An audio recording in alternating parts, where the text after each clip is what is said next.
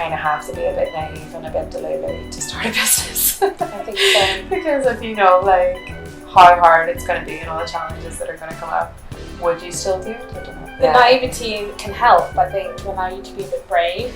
Yeah, I actually don't think I would have done it otherwise. Welcome to Going Places, hosted by illustrator and author Natalie Byrne. This is a podcast aimed to give you clarity on your creativity because you, my friend, are going places. Hello everyone, welcome to another episode of Going Places. I'm Natalie Byrne, your host. I am an author and illustrator. Oh my god, a cat!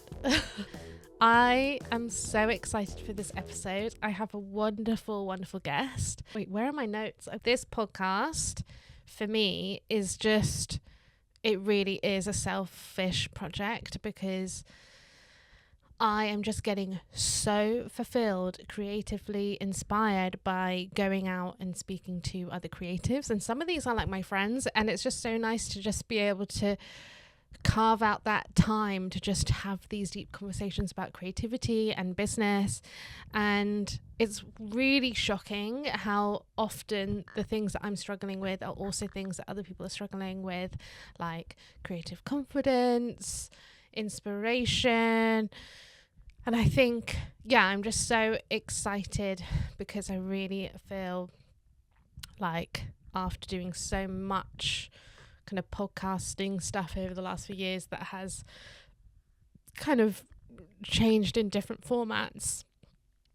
I did a podcast with my friend, and then I've done a lot of Patreon podcasts, and I've done a lot of posts on here. This is actually going to be my 200th YouTube video, which is wild to me. I think I'm going to private a lot of the vlogs and just pop them up on my Patreon because I find them really embarrassing now.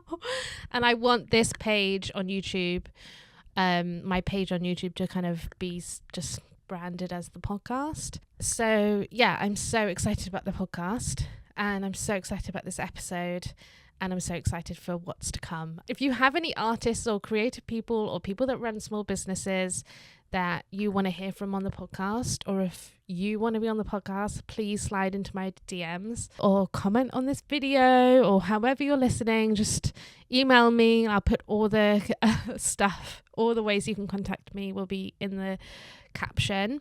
Before we get into this episode, I want to talk about my marathon. I am running my first ever marathon, raising money for Save the Children, and I'm getting like halfway to my target goal. If you donate, even if it's just £1, no matter how big or small, every donation will receive a little freebie that I am currently gonna make. I'm gonna make it very soon. It's gonna be a little wallpaper desktop that will only be available for people that donate for the marathon. So I'm so excited to like raise this money for a charity I really believe in. I will leave the link to my like donation page down below. I've done 2 half marathons before, but I haven't ever done more than that. So I feel good about it. I feel strong. I'm doing about 2 or 3 runs only in the week. And training is going really well. I'm really excited. I feel like I'm in the strongest, fittest shape I've ever been. And I'm also really prioritizing mobility, yoga, strength training, core workout, single leg exercises, because I've noticed my left side is so weak, like compared to my right side. So I'm doing a lot of stuff that isn't running in order to essentially mean that I'm really only going for 2 or 3 runs a week. And I think I want to keep it that way because I think running is so hard on the body. And I worry with running being so trendy right now that people don't understand that, because I know people who can't run, and like I know people who have been runners their whole life and not taking care of their joints and like basically fuck themselves up. So I think it's really important to strength train, do all the stuff in order to like mean that your body can recover fully. And I'm doing all of the things. Like my main priority is to like not get injured and to really, really look after myself so that I don't get injured. So what's been inspiring me this week? So I have been obsessed with Severance. I'm just become like a complete... I haven't felt this obsessed about a show since like Game of Thrones or Breaking Bad. Like I'm so obsessed. Maybe Stranger Things, but I think what helps with this show is that it does come out weekly. I think that really helps, even though I have just like binged the first season. I'm not going to give any spoilers, but the opening shot of the first ever season, one of the characters is asked, and the first line is, "Who are you?" Who are you? Who are you? And it's a question that kind of is being attempted to be answered throughout the series. So much of my creative education at university was I've really was asked, who am I? And then try and figure that out so that you can make creative work that feels connected to you. And then you have a like body of work and a portfolio that resonates with you and who you are, so that you can build a creative career like that makes sense for you. And essentially that's what my university degree I really feel like was, and that is like the hardest question to answer when you're 21. I mean, I still feel like confused about it at 32.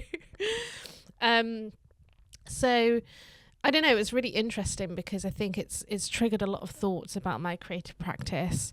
And one of those other things that it has made me think about has been, you have to love yourself in some kind of way. I truly believe that I've made the best work when I have really loved myself. If you hate yourself, it's really hard to make important work that is about who you are.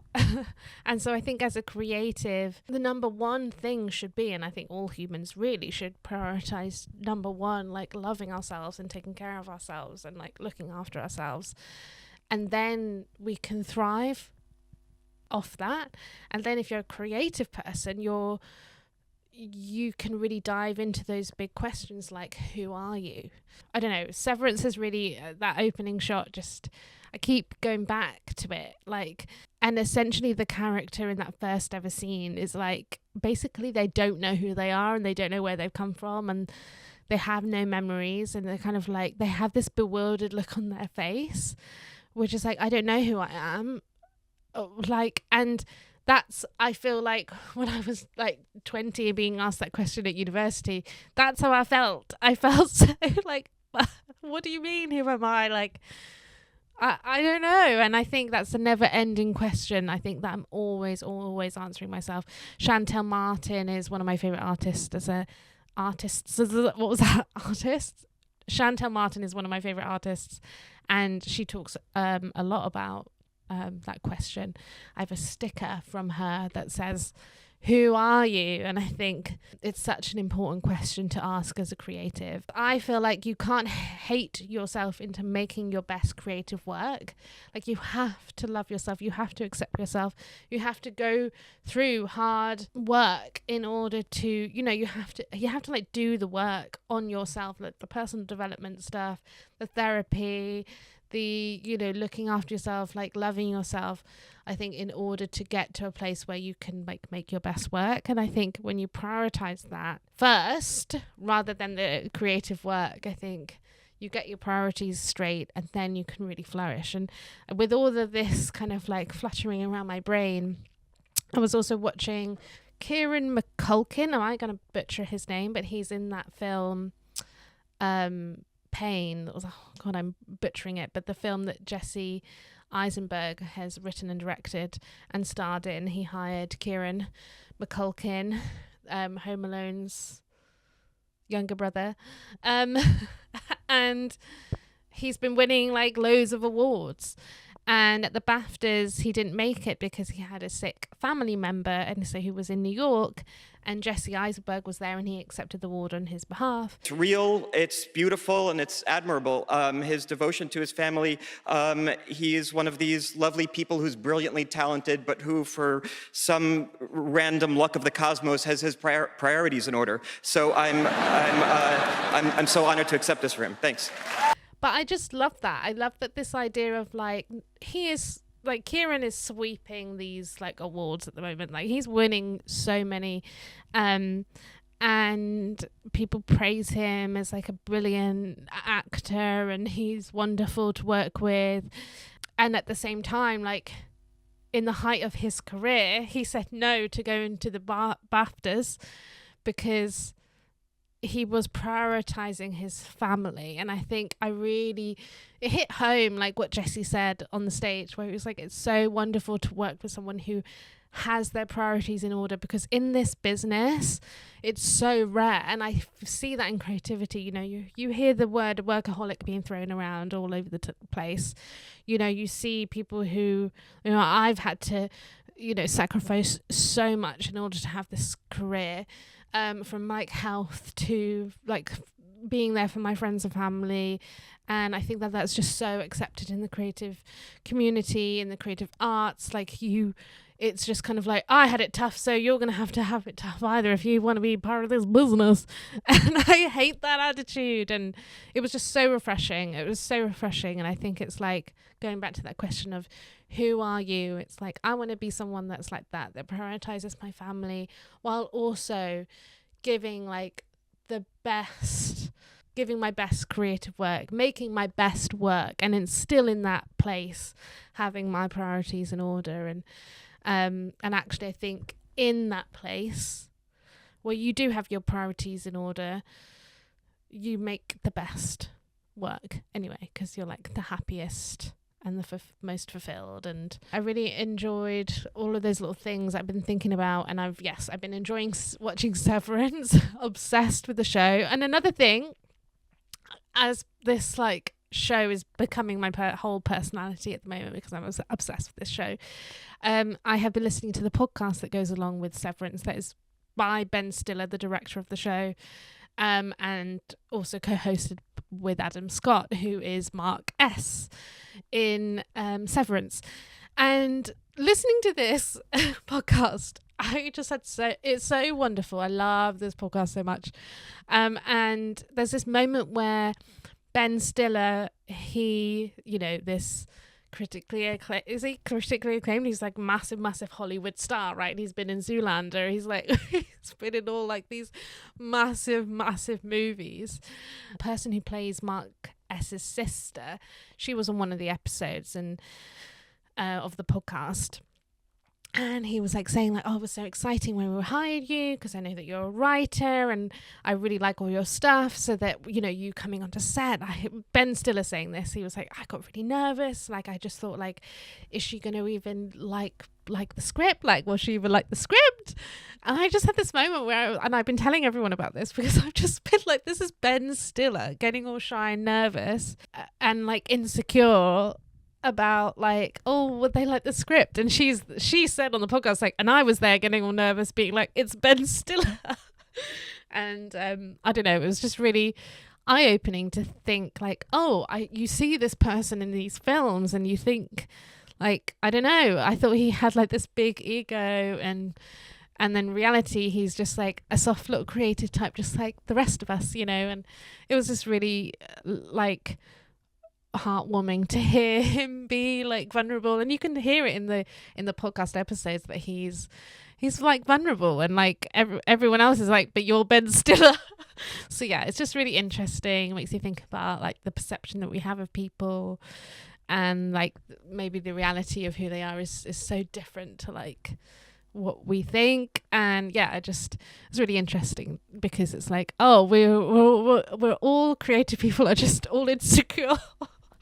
And what I'm realizing with this podcast is like, it's essentially highlighting that as well. Like, just because you feel those insecure feelings of like, oh, doesn't mean like you shouldn't make creative work, because like it's just everyone feels it. Everyone feels it. Like if Ben Stiller feels it, like we all feel it. What else is in my notes? Patreon. I want to talk about Patreon. I have taken some time off Patreon last year. I just dropped this episode yesterday talking about how I got through the rough patch of my creativity and sharing like all the little bits of information that like helped me get over my rough patch, as I feel like I've really gotten to a better place with it. And yeah, Patreon is the way to support me and the podcast. Things might change over there, who knows? But at the moment I have like so many podcast episodes where I really share all the bits and information and anything like about running a creative business. Like I think there's like 100 podcast episodes that are available to access like super cheap. I need to be better at directing people to that information because I really believe in accessible information to starting a creative business, and I really want to share like what helped me, because so many people helped me at the start as well. So if you are an aspiring illustrator or creative business, definitely check it out because it's very, very, very cheap at the moment. And there's like 100. And if you have any questions about running a creative business that aren't me covering any of these topics, but you want me to talk about something else, please get in touch.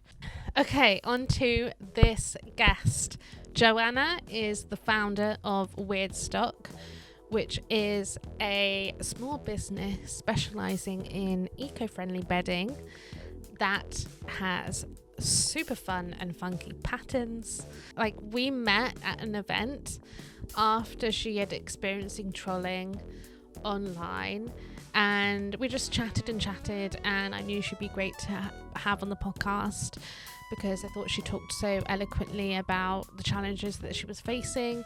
And I think as a product-based business, there's so much that can go wrong with a product-based business, and I'm in awe of anyone that can do it. So I was so excited to have her on.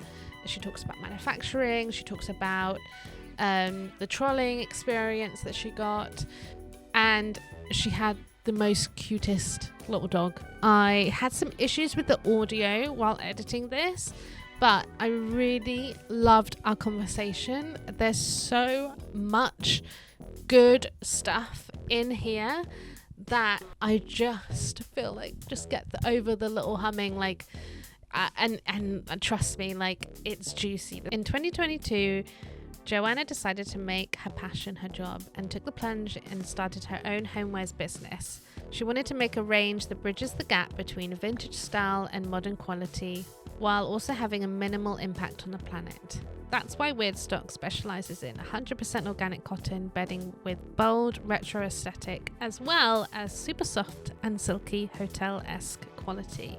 Most importantly, she wanted to ensure that Weirdstock was a kind company that takes care of people and the planet.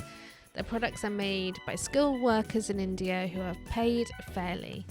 They take care of the planet by producing in small batches using 100% organic natural fibres, no dyes that use harmful chemicals, and no plastic packaging. It's going to be weird noises on this microphone. But this is Dallas's jibber jabber. Oh. So that's what the noise is. If you can hear it on the mic, it's like a little... Oh, I'm so in love with your dog. I think she's in love with you. Oh, it's so sweet. So, tell me about your journey. So I worked in like various kind of marketing jobs, comms and marketing jobs, and that's really what my background is. And I was in a corporate marketing job a few years ago, and I wasn't particularly happy in it. Like it was a good place to work and everything, but I kind of wanted to leave anyway, and it sort of started.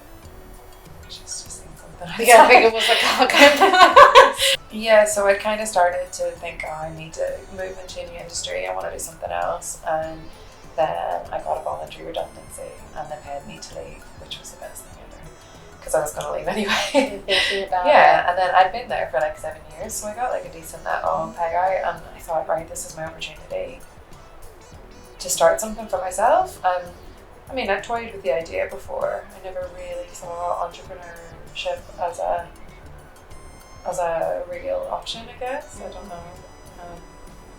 But then when I had that little bit of money to start something, I was like, right, okay, this is an opportunity. And interiors was a really natural kind of option for me because that's something that I'm really interested in. And bedding, like, I mean, I don't have a background in textiles, but that was the product that I wanted to do, just because I'd never really been able to find something that I really liked, and I felt that there was a gap there. Whenever you are like trying to get sustainable or organic cotton bedding, or even if you want like that nice quality bedding, it's generally white or plain. Yeah, you don't get like funky designs. And I was like, why can't you get the funky design and the luxury fabric? Or like, why can't you get like the sustainable option that is also like cool, retro, like vintage inspired designs? But were you always like, I'm going to figure it out? Or were there... Oh, there were What was definite, the feeling? There have been some moments, like, and I've actually changed suppliers since I first started as well. The first one didn't work out, and then I had to move to another one, which was like a huge challenge. It was just like starting all over again. Yeah, there's definitely been moments where I've thought, God, this isn't going to work. Like, they've got all this manufacturer or supplier, they've got all my money. This product is not working. Like, what am I going to do? Like, this is over. Like, there have been moments like that, and it's incredibly stressful. Like, work out all your quality control and to work everything out, and like, it's still a really young business, and you still do get teething problems. So I think, those delays really stress me out. But as time goes on, I've sort of tried to realize that no one cares about those delays as much as me. Obviously, it's a problem for cash flow because you need to have the product so you can sell it and make money, but no one cares. If I've said I'm launching in September, people are not going to mind if I launch in October. Like, no one is losing sleep over Weirdstock not launching a product. It's only me that cares about that. And you put these kind of parameters on the dates that you've told yourself that it should happen, and it gets really stressful. So nothing is ever on time. So I've kind of just learned that, if it's late, it's fine. It's not. Especially with an ethical project and sustainably made, it's like it's gonna look differently, I suppose. It's that quickness that comes from these fast fashion companies. That's true. And I think people are willing to, I suppose, they're like, I believe in this, it's going to be in my repertoire for a long time. Yeah, I think because I'm a small business, I think it's really down to like communicating with your audience. Like, if you act like a small business and you communicate like a small business, if I explain to my email list, sorry, there's a delay with this, everyone is really super nice and understanding, which is why you shouldn't act like a big business if you're not one. It's why you shouldn't be faceless, because people are much less forgiving whenever something goes wrong, or I forget that there's a human behind it. So I think actually that's really important. One of the benefits of doing it, no one likes to really show their face, but that is one of the benefits. People are a bit more patient, I think. Yeah, 100%. And I mean, I don't know how you do it, because I just do have a very small shop online, and I mainly do prints, which is like small batches, almost like the cheapest product that you could probably get. And still I get delays, even if they're kind of big manufacturers that are in the UK. And God, I remember one year in my calendars, they like dropped half of the stock off and then went away in the van. I was like chasing the van down, like, where are the rest of them? I like eventually got them. I think I find that part of the business, the shop part, some of the hardest stuff. Yeah. Because of the customer service work and how much things can go wrong, whereas most of my work is working with clients and like I'm sending digital things, but when something is physical, I feel like there is so much to it. Yeah, and things can really go wrong. Yeah, the manufacturing side is definitely the most difficult, the most stressful, the area where things can go wrong the most.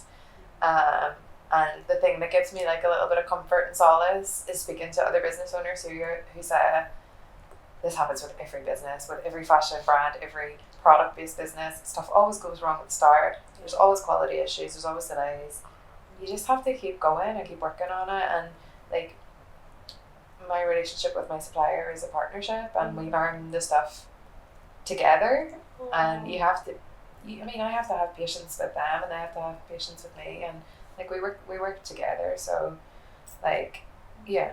Lessons get learned. I'm trying to get them to make something to my spec. Sometimes that's in my head, and they're in India, so there's challenges in that, but yeah, we get there. Yeah, it's so fascinating. I think what was your first product that you launched with? My first collection was Motel California, so inspired by kind of 70s motel interiors, wavy lines.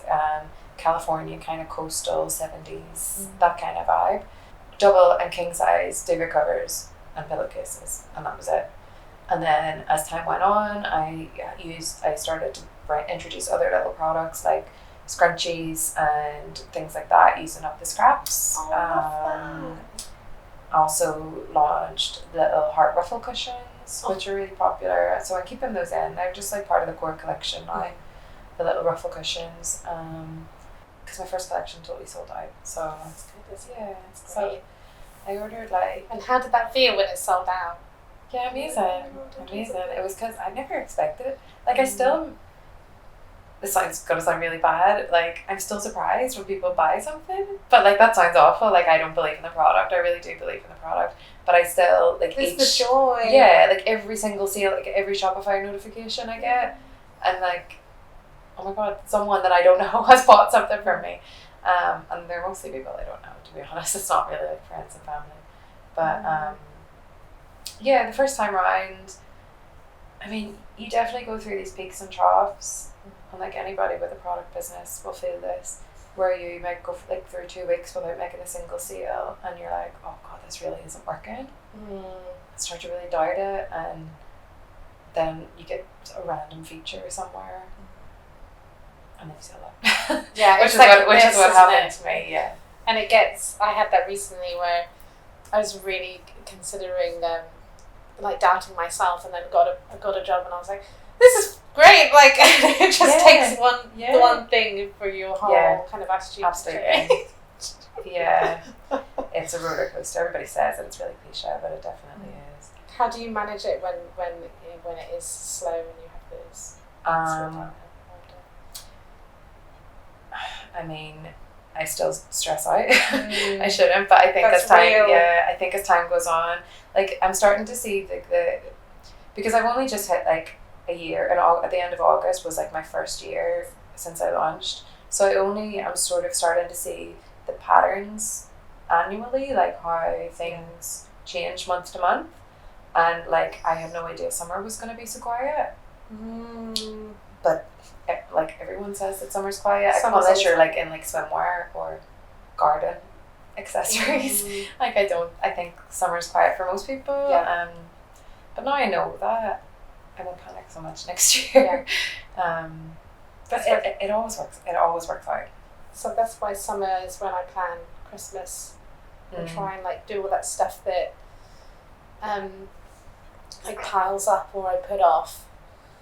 And I know some of my friends, they'll make like their whole salary just at Christmas. Yeah. So they'll plan for Christmas like maybe earlier, and it is quiet in the summer for them. So it's like taking advantage of those down times can help when you know, okay, I'm gonna have it be more quiet then, so I can put off maybe some tasks. I don't know. That's what I do. Yeah. But that's amazing. I did spend the summer planning for like September to December. But I did also think that I was going to get some more sales than I did, and when I did, and I was like, oh god. Because your stuff is so summery as well. Yeah, it's often just like managing expectations though, because regardless of like, if I just know that, right, okay, I'll take a break, you know, stop like slogging away so much on social media trying to get that one single sale. Like, just take a break, and it's really needed. Like mentally, it's exhausting whenever you're not making sales because you feel like, it's frustrating. Recalibrate as well when it's slow. I definitely saw a difference though, even just coming to the end of August. I definitely saw a difference in site traffic and like people's mindset shifts as we get into these months. So it's definitely improved, and I can see that already. So panic over what can I? Exactly. Yeah. People are getting into their hygge. Is that what they want? Oh yeah, yeah. Get cozy at They're home, cozy. and they're looking at their house like, okay, I need to make this cozy vibes. Dallas. Dallas, can you stop that? That's going to be really noisy on the podcast. Come here. So, chicken leg. This is so cute. Oh god. Yeah. Little chicken. Little chicken leg. Aldi middle aisle. Oh, it's so cute. She loves it. That's her favourite toy. It's a spooky. It used to be. So where do you get your inspiration from? Well, it is very like 70s and 60s inspired. I love looking at vintage magazines if I can get a hold of them. Where do you find them? In charity shops? Yeah, charity shops or eBay. My husband's stepmom got picked up a whole pile of. They have like a little place in Italy, and like love going around secondhand shops, and got a whole pile of these amazing 70s interior magazines, Italian ones, and they're in perfect condition, like really amazing. So like they were, I mean, I've given them back, I just borrowed them, but they were amazing. And you should see these magazines, like there's kitchen ads in there, and it's just like a naked woman standing. Yeah, sex sales, I guess. I know they really lent into that in the 70s. It's like a fully naked woman with a cigarette standing in her kitchen, like trying to sell a kitchen. Yeah, so stuff like that. And I absolutely love Pinterest. I really, really love Pinterest. Like that's kind of part of the way that I design. I decide on like what collections I'm going to do. So like it's almost like working backwards. So pinning all my inspiration and then looking at it from afar and seeing, right, okay, like what kind of categories do these sort of fit into? So I think like when I first started, and it's really hard to like taper down all of the designs. You just want to do everything, and I can only afford to do so many in a collection because of the order quantity. So I could only pick 3, and I was going to do a swirly one, I'll do like a check one, and I'll do a floral or something like that. But I decided to totally take out the floral and like bundle all that inspiration together. That's like one aesthetic, and the floral I've kept it back, and it's going to be in this next collection, which is called Nan's House, and it's a very roughly kind of twee cottagecore, but like 70s cottagecore, little pops of neon, yeah, and that's Nan's House, and it's got the florals, so yeah. I like that bird's eye view idea as well, because I think it's nice to get like all your inspirations together, and then like, okay, what's the commonality and what's the thread running through. How do you do it? Like, I try to do a bit of that. I try to really take from loads of places, and so it's almost like, because I think when you have only one, inspiration, it's you can border on copying. So I think it's really good to take from all kinds of places, but I kind of take from anywhere, and a lot of my work is also inspired by conversations and stuff that I have with my friends, and like maybe an argument or things like that as well. But I take from anywhere, and also I'm quite inspired by my own life as well. And I think it's so funny I feel like at university I kind of went too hard into looking at what everyone else was doing, and then there was the moment when I kind of went inwards and kind of asked myself questions was when also things shifted, if that makes sense. Because I think sometimes with too much inspiration, it can be like everyone else is doing it better than me. Yeah, and it can be like quite overwhelming when you're just starting out and you really want to do everything. Like it was a brand new thing to me, and it's like this. I love all of this. Like, how do you choose what to do? How can I decide? Like how do you decide on it? You know what I mean? The decision maker as the business. But I think as time goes on, I know what colours people are asking for. I know which of my designs sell the best, and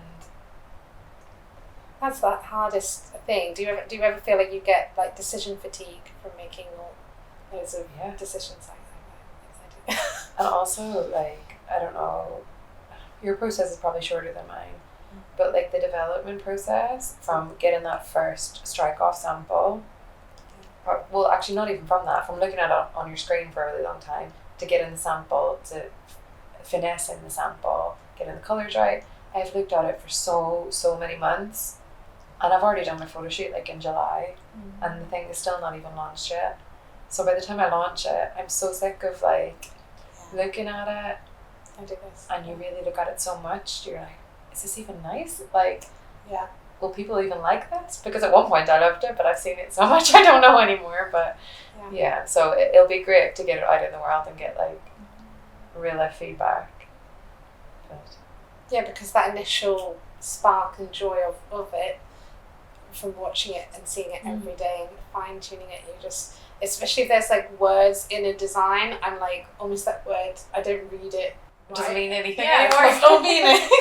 That kind of happens, you know, if you look at a word for too long, or like look at your name written for too long, it starts to look and sound really strange. Yes, and that's the hardest thing, is to remember like, when I first looked at it, I loved it and I was obsessed with it to the point where I've been working on it for months and months. So it's so exciting to see that first, like your first sample or whatever, but that does wear off. But yeah, I have a renewed excitement because I've just recently got all the photos back from the photo shoot. So yeah, they're really cool as well. I work with amazing photographers, so I am excited for that to be out in the world. yes, I am not panicking as much as I used to about these kinds of things, because I do have other stock. I have all my other stock that was delivered so much later than it was meant to be as well, but I have everything in stock now, so I'm not panicking so much. You've done last year's Christmas. It's Christmas because a wild time. It's a weird one. Like, I think people's mindset changes how they shop, because I don't think that my product is that giftable. I don't think it's a gift product. Like bed sheets, like, do you know what it is actually? I think it is. You think so? Oh yeah. 100%. I already have loads of friends that follow you, and I was already thinking like, I know they would love this as a gift. Oh, well, that's good to know. I think like the sleep masks are giftable, and the little heart cushions. Bedding, maybe because of the price point it's not, or you know, you need to be sure that it goes in someone's interior, or the people who do buy it as gifts, and I had multiples of it last year, and I know because they put it in their little order notes, is parents buying it for their adult children. Oh, so towels and bedding. Yeah, it's the kind of thing that you would ask for from your parents, isn't it? Yes. Like, and with their new house or a new move, or yeah. So That's I did have some of those last year. That's the one category of gifts I think I do fit. But it is a really busy time, even though I don't think it's that giftable, because I think people's shopping mindset changes at this time of year. Yeah. Like coming up into this period, there's a lot of events, you get seen a lot more, people are spending money, they're looking for Black Friday deals, all of that stuff. But weirdly actually, where lots of people have very slow Januaries, my January last year, and I've only had one, so hopefully it's a repeat, but my January last year was really good. I found on my January, it kind of like a lot of people are buying stuff for themselves, like presents for themselves. Is it because they didn't get like what they wanted for Christmas? And also because they maybe have more money, they got maybe money. they got gifted money. Yeah. And also with any kind of homewares, if you're not really doing much in January, and you're gonna be like, January is the time when I do everything in the house, like rejig, fresh start, new year, new me. So it makes sense for homeware as well. If you're gonna like bed down for a couple of months in the winter, maybe you just get like some nice things for yourself. So January was good last year. Hopefully it will be again. And what do you think about Black Friday? Do you normally do Black Friday in your web shop? I'm sure I have before. I'm quite terrible, at remembering all the holidays. I never even remember the bank holidays. I need to get better at putting in my calendar. You forget that stuff when you're self-employed. Yes. People be like, oh, we're going to the pub Sunday and it'll be a late one. And I'll be like, but you all got work. And they're like, it's bank holiday. I forgot. If I do a sale, it will be either my birthday in March, January, or like an end of summer sale. But I'm really trying to do less sales because I'm going to be better at promoting my products. I'm terrible, to be honest. This year I have been anybody first, but I think I'm like, right, I need to put more effort in talking about the products before I go jump to a sale. But I don't really have a system. It's very like the side part of my business. That's like passion project. But I every now and then I'll dip my toe and like try and learn more about running a shop. And it was so nice when we met. There was a few people that had products businesses where because I think when things go wrong in my shop, I take it so much to heart.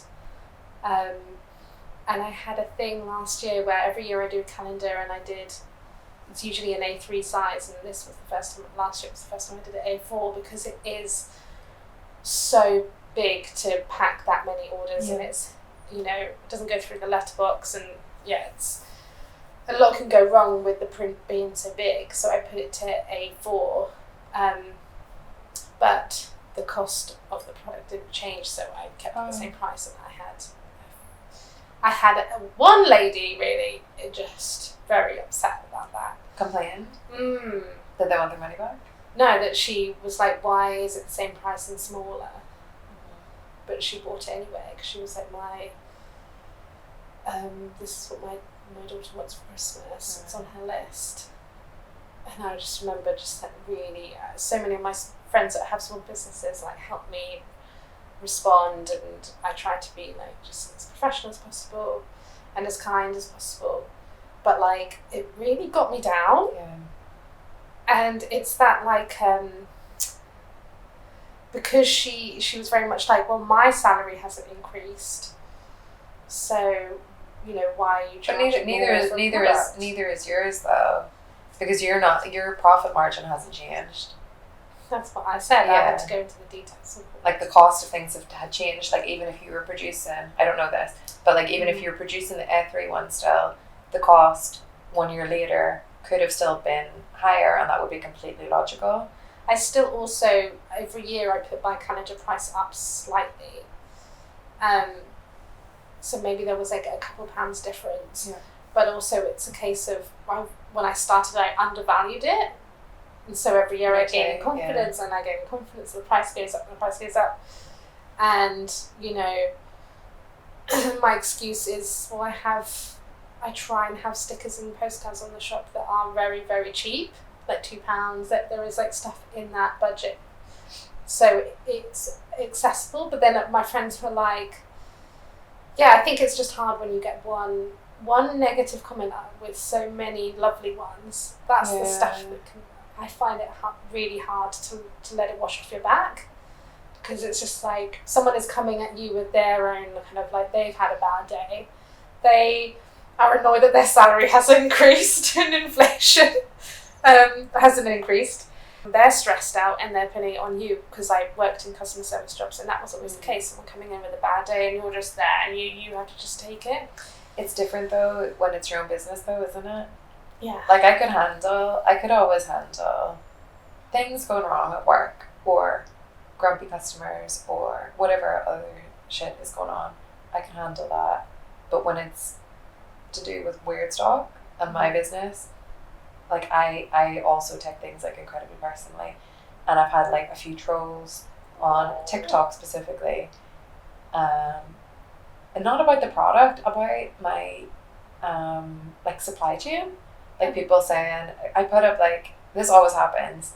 Every time I share anything, like any behind the scenes of India. I think I was talking about this the day that we met. Yes. At that meetup thing. Because it had just happened and I was really upset about it. Yes.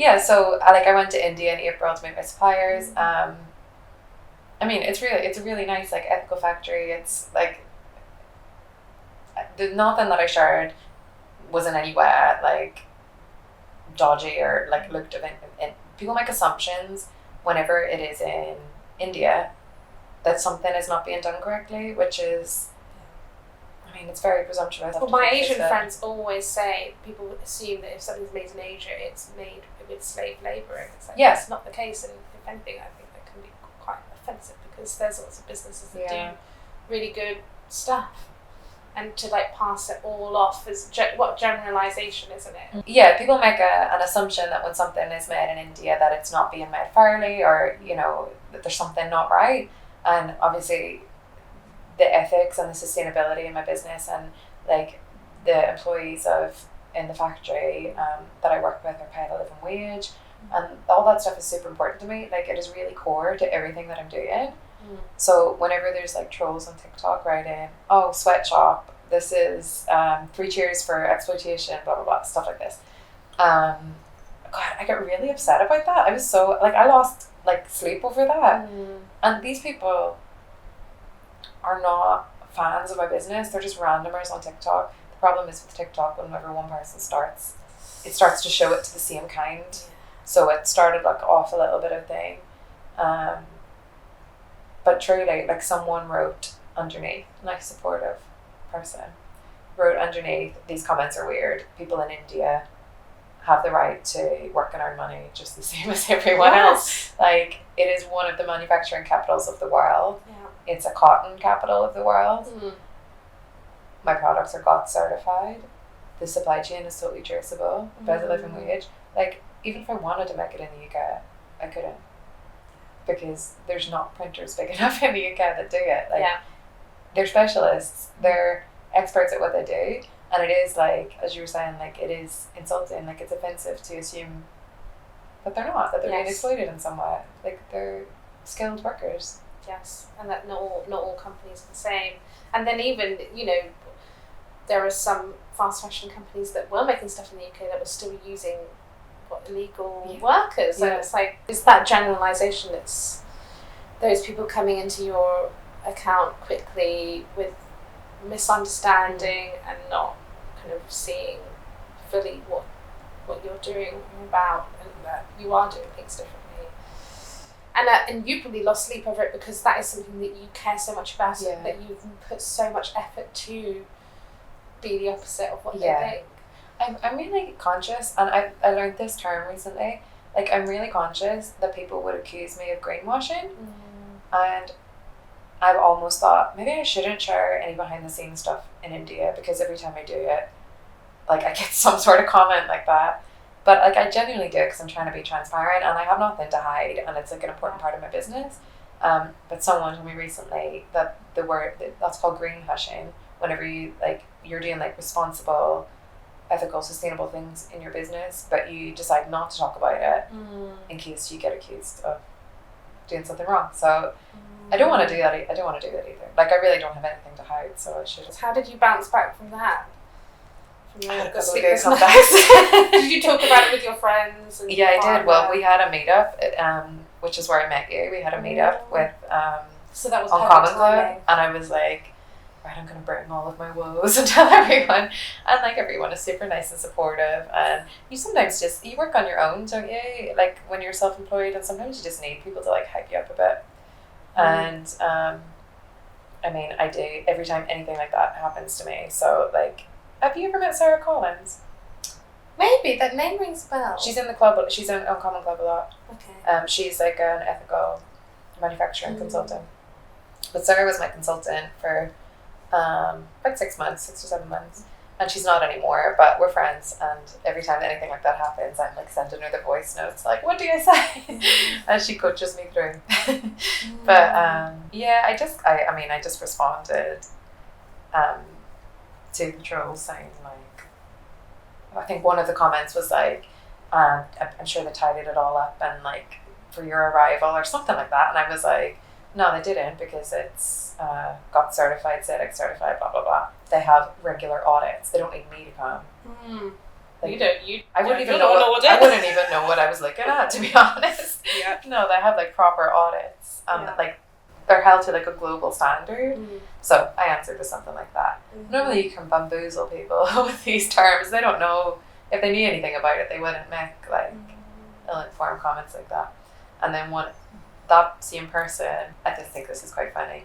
This highlights the misinformation because they replied, and I'm sure that you flew there first class as well. Oh my god. Yeah, like it's funny because I wish I did. Yeah, I wish I flew first class.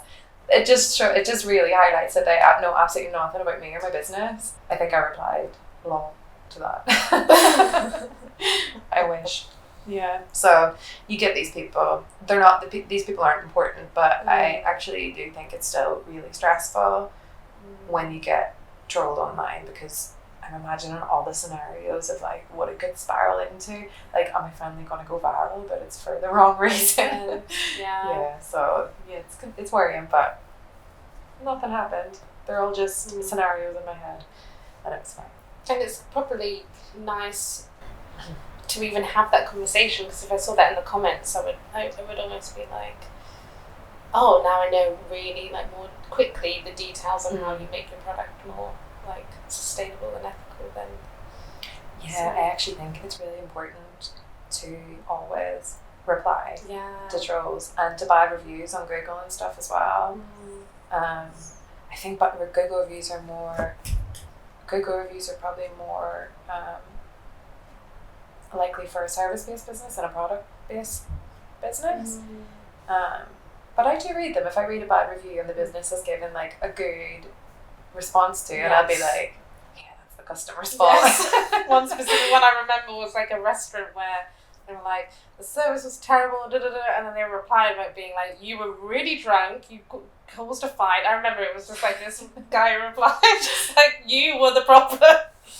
I think I've read so much about how you shouldn't listen to kind of any of the noise, like good or bad, because the moment you give the attention, like you take the praise as like you're valuing yourself from the good things people say.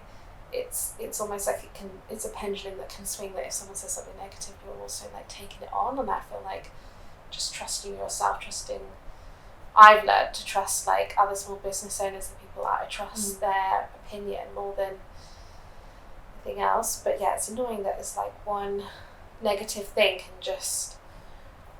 It's nice to hear that, because I always feel like I may be doing it wrong, or maybe I'm not built for it if I get a negative thing and it affects me so much. No, I hear this a lot from other small business owners. You put like so much of yourself into your brand and into your products and into like your brand ethos and how you want to be seen. Like the ethics and sustainability thing, very important to me. So for someone to say something about that, or like for someone generally, like if someone said they didn't like my design, I'd be like, okay, that's fine, it's not for you. Yeah. Because I know that it's niche and not everybody likes like mad colourful stuff in their house. Yeah.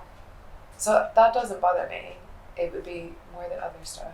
Or I don't know. If someone calls me like ugly, it wouldn't bother me. But if it's something about the product being delayed and they're sad and upset, I'd be like, no, because then they are a customer and you value them. But don't you get like loads and loads of positive stuff too? And you mentioned something earlier about putting your prices up a little bit more because you undervalued it at the start, and that was like a confidence thing. So the positive stuff is the stuff that's giving you the confidence to price your product at the right price and to value it for what it really is, which is, if you ignored the positive stuff, you wouldn't get that confidence. That's true. I worked with a big company, and it was like 2019, and there was like 10 illustrators on the project, and we all did like one illustration for them. And one of my friends was on it. I saw that she was on the mood board when I got the call, so I said to her, what are you charging? Because I wanted to charge the same. And they gave her fee, but they like came back to me with £200 less. And I was like, I know that you're paying her more than that. And so I got all up in my arms, and I went around to all the other illustrators being like, this happened to me, and I got da-da-da-da-da.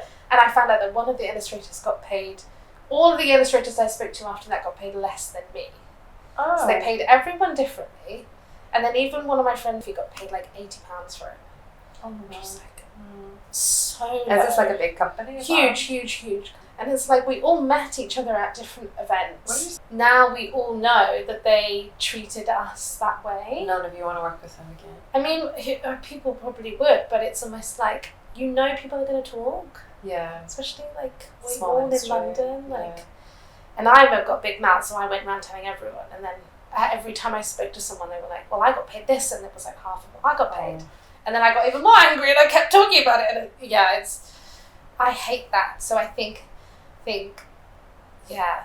I'm very conscious of that. Whenever I see comments like that, like, I haven't paid a creator ever, but I paid them in product. But yeah, genuinely, like, sometimes people are coming to me asking for the product, and they're saying, I would love this if you'd ever want to collab, because they want you betting, and I'm like, yeah. Sometimes I say yes, sometimes I don't think it's a good fit. Yeah, so like if you get creative control, because I found that if I wanted to work with, say, an alcohol brand, I was like, right, I need to do some illustrations on that, in like for some sort of beer, because I think I struggle for people to see my work as like anything. I've done lots of stuff for children, so it's like, right, I'm going to do a personal project and make something for Campari as like a personal thing, so people can see that I can work in that domain. Yes, I love that poster. And then I started getting work with alcohol brands. Yeah. So I think I always tell people, like, if there's a way that you can reach out to a small business and try and, like, I guess, try and build your portfolio up. As I said, like, my background is marketing as well, and I've done like a lot of like influencer marketing and stuff in my old work, but I don't think it's not quite the same thing whenever it's small business. And yeah, like with product business, it takes a long time to make profit. You're trying to grow the thing, and like my first like big order of product, sold it, made some money. There's a lot of other costs everywhere, for storage, for shipping, for packaging, for ads, for everything. Just your general like startup costs. Yeah. I've ordered twice as much. So like all the money that I made had to just go back in. I have to sell all that before I can, you know, even get more product. Yeah. So like it's going to be like that for a while, where all the money I make will just go back into more product, because otherwise there's nothing to sell. And you know, so I can't take a salary. It's going to be ages, I think, before I can take a salary. But I did that for the first few years, put everything back into, especially the first years, to get you need so much to get things going. Like I had to buy a printer and all these bits and bobs that add up. But how was your background in marketing? Do you feel like that has like helped you? But mostly like content and digital and social. So like I'm setting up my own ads and everything like that. So I'm all good on that side, and I have a little bit of like design experience, but like my design experience, like I can use Adobe Illustrator and Photoshop. I'm not like particularly good at it, but I can use it. And like socials and digital and email marketing, and being able to like pick up new pieces of software and be able to figure out how, like, I mean, very like Shopify is incredibly intuitive anyway and very easy to use, and just my general like comms experience, writing experience, it all helps definitely. And like that's where my strengths are probably, and creating all the content and all of that. It's the other stuff that is less easy for me, but yeah, it's the other stuff. Manufacturing it, manufacturing, definitely. And accounting, oh my god, finance. Oh yeah, I hate that stuff. Terrible. But I have an accountant now. You can figure out everything. Everything is learnable. I have learned a lot, and actually like there's times whenever I've been like super frustrated or felt like, God, this isn't where I thought I would be in 2 years, or you know, since a year of launching. And Ben, my husband, said to me, like, if I could tell you, like, 2 years ago, whenever you left your job, that you would have achieved all of this and that you would have done this and you would have been here, including all of the challenges and everything, would you still have done it? And I was like, yeah, I would. Yeah, so that actually answers the question, doesn't it? Like, I have achieved a lot. You're really hard on yourself as a business owner, and you need to like zoom out and look at all the stuff that's happened. I think you do. And actually quite a lot has happened in a short period of time. It just doesn't always feel like that when you're in it. Yeah. So. I need to remember that. I felt that so deeply, what you just said, because it's so like easy to just be like so hard on yourself. And I think actually that is what makes business owners great business owners, because they're quite like, you know, they make shit happen, they're passionate, they're determined, but that can also be like a curse as well, because it means that you can be quite hard on yourself, but zooming out is really, really good, and I think, like I said, I felt that myself. You could thank Ben for that one. I always said to myself, like, I'll never really have a proper holiday again, because I need to always be checking my emails, seeing what's happening. Like, there could be like a customer thing, or I need to check on like what's happening in India. I'm not working, but I still am not totally switched off. And I'm like, well, this is the life I've chosen for myself, you know? And also, like, just sometimes things can be really, really difficult, and I'm like, I have not chosen an easy path for myself, but would I still do it? Yes, I would. I would say after the first few years is the hardest, and then you get to notice the seasonal patterns of things. And now, after about 5 years in, I was able to start taking holidays, and like one time I even took like a whole month off, because I heard a business owner taking like their slowest month off. They just took it fully off on holiday. But why not? Like, that's what it's supposed to be about, the freedom. And I'm the kind of person that I would prefer to work like a longer shift and maybe have like a month off in the year, or like work a weekend every now and then, and even out that way. Because when I have the energy, I'm very like to do with like my hormones. Like when I have the energy, I can't stop. Like I love leaning into that, and then like I think. And then sometimes you need a day to just lie there and watch Netflix. And be crampy. You need to allow yourself for that too. Yeah. It's interesting. You've talked about that before on your podcast. I've heard you talking about that kind of like leaning into your cycle and your creativity, and it's so interesting.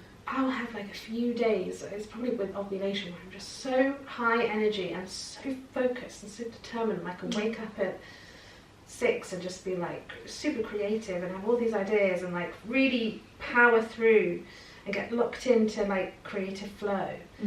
And then when I'm on my period, I find it so hard, like brain fog, memory, just exhausted. I can't focus, can't pay attention, obviously in pain, and it's much better now, my period, but I used to find it really hard. So I was like, I'm just going to lean into this, and it actually evens out, because maybe I'll work in the evenings when I have the energy, and then I'll have like 3 days off every month or something. And I think I have friends that have endometriosis that work that way as well, and they can really actually not work when they're on their period. So I think so it should be, isn't it? And you're the business owner, you're the one that gets to make the decisions. But I can't, it's crazy actually when I think about having to like, and it's been a long time since I've been in the office, so like even before I started Weirdstock, there were several years of working from home since COVID, like, so it's been a long time since I've been in the office. But like, remember, like, maybe not you, but me, saying this to myself, like having to go in the office when I had like the worst cramps ever, and having to go in and sit and pretend, not even having my hot water bottle, and like having to pretend like I'm okay. Like, what a horrible thing. Like, why? Yeah, because I worked in agencies as well where that was. And I was younger then. Yeah. And it probably, you know, you're taught to feel like a lot of, from society, like to have a lot of shame around your period, and I probably wouldn't have told people, especially when I had a male manager, I probably wouldn't have said, I feel awful. Although that probably would have been the right thing to do, because they're so uncomfortable to just be like, go home. And I would get very anxious as well on my period when, and have, I feel bad if I'm taking toilet breaks, but I think, the politics of that, and it's crazy. Yeah. But I remember, the first few years I didn't have holidays, and I was like, I don't know if I can, this is what it's going to be like forever. And then I started to just pay attention to the seasons. And actually, I think having those breaks allowed me to come back super refreshed, full of energy, and more excited than ever. And then I think, with you being kind of, sometimes it's that feeling of like, doors are closed, and come back for this date, and it can create a bit more hype and a bit more. So I think it can be a tool as well to take a break. I did still allow my, so whenever I was off last week, I did still leave the shop open, and I didn't close it, because I think that would affect my whole algorithm and everything, and I think all the Google Merchant Center stuff, I don't want to start putting products out of stock or making it. Also, you don't want people to bounce off your site if they go for the first time and then they'll never come back. So I just left it open, and I was very clear in all the cart page and checkout page, there will be a delay in shipping. And then the emails were all updated to say there's just delay. It wasn't long. I was only gone for a week. But it wasn't long. But those are all the things that I'm thinking about. But I did have some orders. I got home. I shipped them right away, and that's all fine. But I do imagine if I went at a quieter time of year, I could properly switch off, and I wouldn't even have to do that, because I don't really get many orders during the summer. And you could do an automation of if you do get an email being you're out of office. That's my favourite thing to do. Out of office. If you need anything urgently, otherwise it would be responded at this date. Oh, I really enjoyed speaking to you. I have one more question, I think. I always ask people, what's one piece of advice that you would tell your younger self? What did you say for that? Well, I think confidence was probably the biggest thing for me. I was so unconfident, and anything good that happened to me early on, I didn't even talk about it because I felt so imposter syndrome about it. And that was the biggest hurdle. I think it's more the advice I would say about confidence for my younger self would be don't focus on that, because that will come with time. And when you've put in a lot of time developing a skill and craft, and of course you're not going to be confident at the beginning of starting anything. And also I think being growing up working class and growing up with maybe no one that I could talk to about business, or no one who was giving me financial advice, whereas my friends that were very naturally confident in their business or creativity had their parents just there, access to financial advisors or lawyers or business owners, entrepreneurs, and I'm very lucky that I have friends who will speak to my dad about this. There was one of my friends who she had got her dad to call me twice when I was having really difficult times with, I think, the first negative comment that I got with my shop, and he was just reply like a business, pretend you are a business, and just have a copy and paste answer that you can just reply for anything that possibly could go wrong, so that you don't have to have the brain energy doesn't need to be taken when you deal with anything like that. That was really good advice. Rather than having to type a unique response to someone.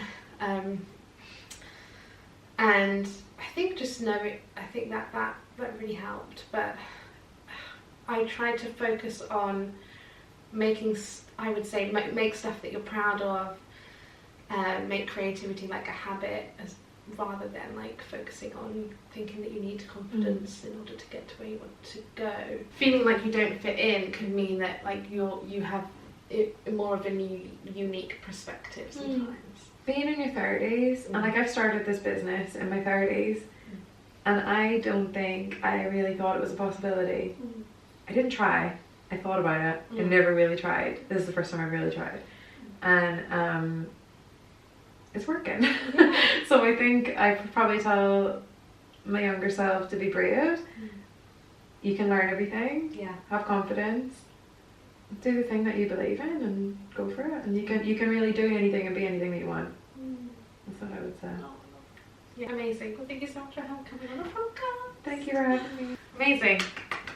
I'm still picking up my nail varnish. I don't even know how long we've been talking for. I know, about 3 hours. Oh, that was really nice. Amazing.